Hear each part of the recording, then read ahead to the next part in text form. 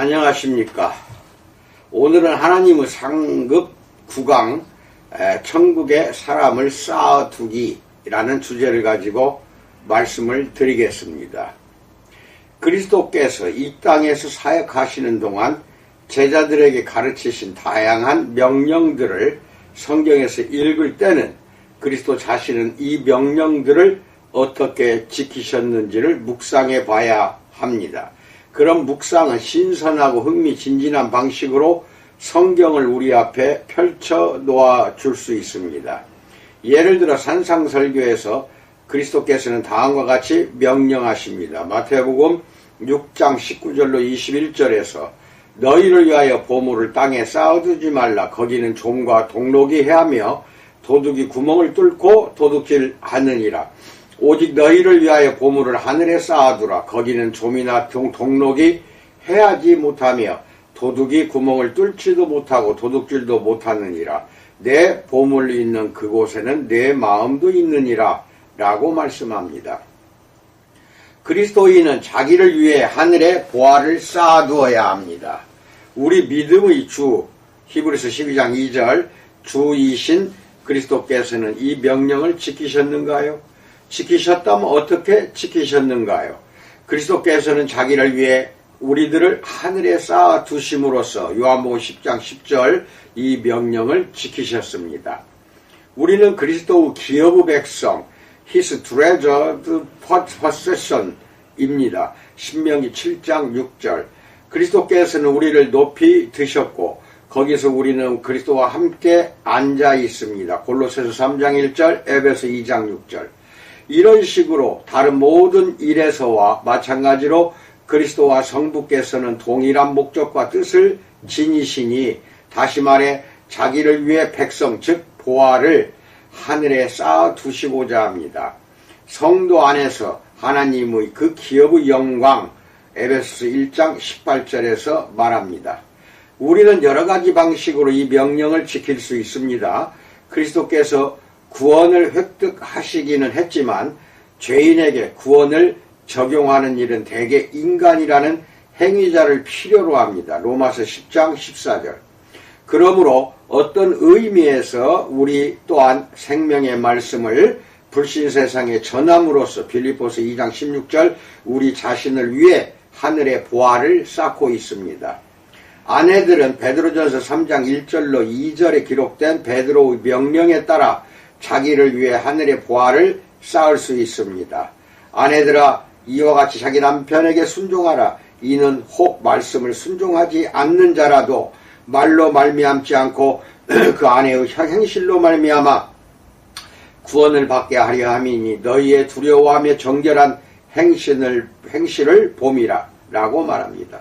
목회자들은 디모데전서 4장 16절에서 바울이 디모데에게 준 명령에 따라 자기를 위해 하늘에 보화를 쌓을 수 있습니다. 내가 내 자신과 가르침을 살펴 이 일을 계속하라. 이것을 행함으로 내 자신과 내게 듣는 자를 구원하리라 라고 말합니다. 신자들은 경건한 삶으로 불신자들을 설복해서 하나님 나라를 믿게 만들 수 있습니다. 베드로전서 2장 12절에서 너희가 이방인 중에서 행실을 선하게 가져 너희를 악행한다고 비방하는 자들로 하여금 너희 선한 일을 보고 오시는 날에 하나님께 영광을 돌리게 하려 함이라 라고 말합니다. 오시는 날, the day of visitation이란 그리스도께서 다시 오시는 마지막 날이 아니라 아마 회심의 날일 것입니다. 성경은 다른 곳에서 그리스도께서는 또 이같이 말씀하십니다.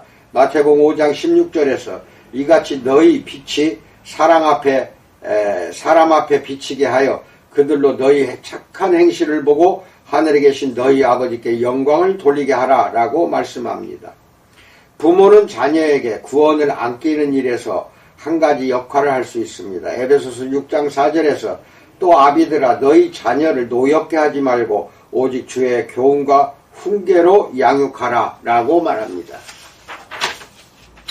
자신의 행위가 혹은 행위의 결핍이 자녀의 구원에 아무 영향도 끼치지 않는다고 생각하는 부모는 극단적 칼뱅주의의 오류를 범하는 것입니다. 구원은 주님의 은혜로서만 오는 것이 확실하지만 주께서는 수단을 사용해 그 구원을 이루십니다. 자녀를 교회에 데리고 다니지 않는다면, 성경을 함께 읽고 토론하지 않는다면, 자녀를 사랑으로 징계하기를 소홀히 한다면 우리는 뿌린 대로 거둘 것입니다. 반면 하나님의 은혜를 의지하는 가운데 우리가 이런 부분에서 마땅히 해야 할 일을 한다면 하나님께서 이런 정해진 수단들을 사용하여 우리 자녀들의 구원을 이루실 것을 확신할 수 있습니다. 안타깝게도 아주 훌륭한 부모 밑에서도 때로 탕자와 같은 자녀가 나옵니다. 하지만 부모로서 마땅히 힘써야 할 부분들을 절대 사소하게 여기지 않는 성실한 부모들에게서 하나님께서는 복을 약속하십니다. 마태복음 6장 19절로 21절로 다시 돌아가서 이 구절을 해석할 때 우리는 상급 혹은 하늘에 쌓아두는 보화와 관련해서 자기중심적이 되지 않도록 하는 방식으로 해석할 수 있습니다. 그리스도께서는 하늘에 쌓은 보화가 그러하듯 우리가 하늘에 쌓는 보화에는 하나님의 백성도 포함될 것입니다. 하지만 여기서 주목할 것은 사람을 보화를 하늘에 쌓는 일에서 우리가 해야 할 역할도 있다는 것입니다. 우리가 복음을 전해야 할 이유에 대해 많은 이들이 여러 가지 말을 합니다. 사람들이 지옥에 가잖아요. 맞는 말입니다. 하나님이 경배받지 못하고 있습니다. 정말 그렇습니다. 하지만 우리에게는 그리스도와 마찬가지로 우리를 위해 하늘의 보화를, 즉 사람들의 영혼을 쌓아야 할 의무가 있다는 말도 해야 합니다. 우리가 받을 상급의 상당 부분이 바로 이 보화입니다. 천국은 모든 면에서 그리스도에게만이 아니라 우리에게도 소중한 기업인 사람들로 이루어진 한 가정일 것입니다. 사람들에게 복음을 전할 때는 천국에서 영원히 그 사람들과 함께 있고 싶다고 말해야 합니다. 여러분 그렇게 말하고 있습니까? 그리스도의 생애는 처음부터 끝까지 선교사로 활동하는 삶이기도 했습니다.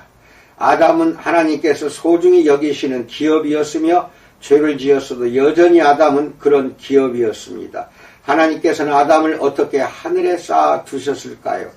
그리스도를 통해서였습니다. 그리고 이어서 그리스도께서 천국에서 아담을 즐거워하심은 성부께서도 천국에서 아담을 즐거워하기를 바라시기 때문입니다. 아담은 구속받은 성도 각 사람과 마찬가지로 성부와 성자 간 사랑의 띠를 나타냅니다. 너희 보화가 있는 곳에 너희 마음도 있으리라는 말씀, 마태복음 6장 21절은 우리에게도 주어집니다. 천국에서 그리스도의 마음은 어디에 있는가요? 그리스도의 마음은 이 땅의 죄인들과 천국에 구속받은 자들을 향해 있습니다. 우리는 그리스도께서 소중히 여기시는 기업이요 그리스도께서 친히 성부에게로 데려가시는 자들이기 때문입니다. 그래서 내가 생각하기에 제자들에게 이 명령을 주실 때 그리스도께서는 자기를 위해 아들을 하늘에 쌓아두게 될 것을 알고 계셨던 것 같습니다. 이유가 무엇인가요? 그리스도의 마음이 이들과 함께 있었기 때문입니다. 자기 백성의 구원을 위해 하나님께서 정하신 다양한 수단들을 통해 이 땅에서 시작된 영원한 우정을 소유한다니 얼마나 기쁜 상급입니까? 이 땅에서도 우리는 서로 간에 아주 친밀한 연합을 이룰 수 있습니다. 하물며 천국에서는, 그리고 새하늘과 새 땅에서는 그 연합이 얼마나 더 친밀하겠습니까? 거기서는 우리에게 죄가 부재할 것이며 성령으로 충만할 것입니다. 한 사람에게서 또 한 사람에게로 복음이 확산되면서 이 땅에서 시작된 우정을 천국에서는 완벽할 만큼 만족스럽고 보람있게 누리게 될 것을 기대합니다. 아멘. 이상입니다. 마치 우리를 예수님이 천국에 쌓아두는 것처럼 우리도 믿지 않는 사람들 열심히 전도해서 믿게 하게 한다면은 그것을 우리는 하늘에 쌓아두는 하나님의 하나의 상급이라고 하는 것을 믿기 바랍니다. 이제 갈수록 겨울철이기 때문에 감기에 노출되듯이 코로나에 계속 지금 노출되고 있습니다. 점점 불어나고 있습니다. 이 겨울철에 참으로 걱정하는 마음이 산 같습니다. 여러분 정말로 거리 지키기, 마스크 끼기, 손 소독하기 하라고 할 수 있는 방역은 다 우리가 지켜서 슬기롭게 이 어려운 고비를 잘 넘기시기 바랍니다. 그리고 감기만 걸려도 이것도 바이러스입니다. 코로나19도 감기처럼 바이러스에 속하는 것이기 때문에 건미당이라는 제가 만든 식품 꼭 드시기 바랍니다. 이건 반드시 필요합니다. 기침기가 왔다, 한기가 든다, 몸살 나는 것 같다, 무조건 건미당을 한 봉지 내지는 2봉지씩 그렇게 계속해서 하루에 여러 번 먹기 바랍니다. 여러분 그렇게 해서 여러분의 건강을 지키는 현명한 여러분들이 되기를 축원드립니다. 감사합니다.